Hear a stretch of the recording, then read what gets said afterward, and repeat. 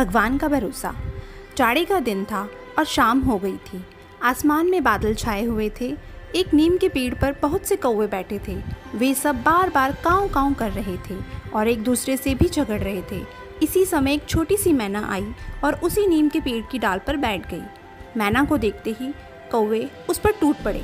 बेचारी मैना ने कहा, बादल बहुत हैं, इसलिए आज जल्दी अंधेरा हो गया है। मैं अपना घोंसला भूल गई हूँ, मुझे आज रात यहीं बैठने दो।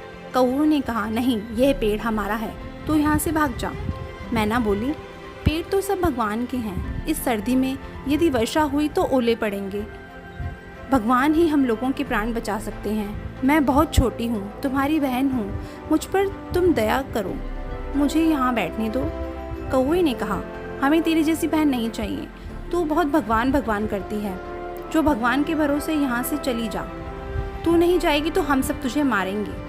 कौवे तो झगड़ालू होते ही हैं। वे शाम को जब पेड़ पर बैठते हैं तब आपस में झगड़ा करते हैं, लड़े बगैर नहीं रहते, एक दूसरे को मारते हैं, काँव काँव करके झगड़ते हैं। कौन कौवा किस टहनी पर बैठेगा रात को, इस बात पर भी झगड़ा करते हैं। उनमें बार बार लड़ाई होती है। फिर किसी दूसरी चिड़िया को वे अपने पेड़ पर कैसे बैठने दे सकते हैं। आपस की लड़ाई को छोड़कर वे मैना को मारने दौड़े। कौवों को काँव काँव करके अपनी ओर झपटते देखकर बेचारी मैना वहाँ से उड़ गई और थोड़ी दूर जाकर एक आम के पेड़ पर बैठ गई। रात को आंधी आई, बादल गरजे और बड़े बड़े ओले जैसे पड़ने लगे। ओले तड़ तड़ भड़ भड़ बंदूक की गोली जैसे पड़ रहे थे। कौवे काँव काँव करके इधर उधर चिल्लाए, इधर से उधर थोड़ा बहुत उड़े, परंतु ओले की मार से सबके सब घायल जमीन पर गिर पड़े। बहुत से कौवे मर गए। मैना जिस आम पर बैठी थी उसकी एक मोटी डाल आंधी में टूट गई। डाल भीतर से सड़ गई थी और पोली हो गई थी। डाल टूटने पर उसकी जड़ के पास पेड़ में एक खोडर हो गया था। छोटी मैना उसमें घुस गई, उसे एक भी ओला नहीं लगा। सवेरा हुआ। 2 घड़ी दिन चढ़ने पर चमकीली धूप निकली। मैना खोडर में से निकली। पंख फैलाकर चहक कर उसने भगवान को प्रणाम किया। वह उड़ी।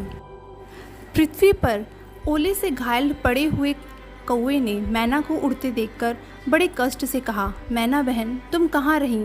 तुमको ओले की कोई मार नहीं लगी? तुम कैसे बची? मैना बोली, मैं आम के पेड़ पर अकेली बैठी थी और भगवान की प्रार्थना करती थी। दुख में पड़े हुए असहाय जीव को भगवान के सिवा और कौन बचा सकता है।